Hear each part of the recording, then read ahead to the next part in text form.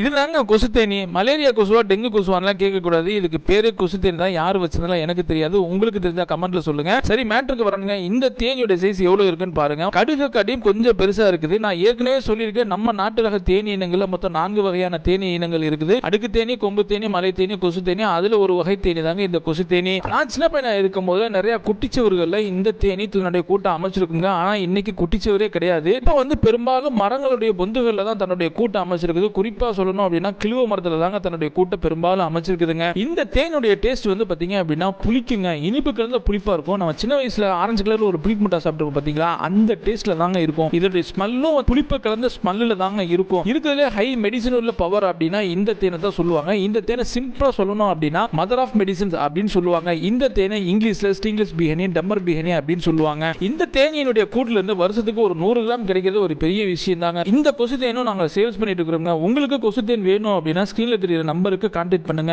தேனி இனங்களான கொம்பு தேன், மலை தேன், அடுக்கு தேன் நாங்க சேல்ஸ் பண்ணிட்டு இருக்கிறோங்க.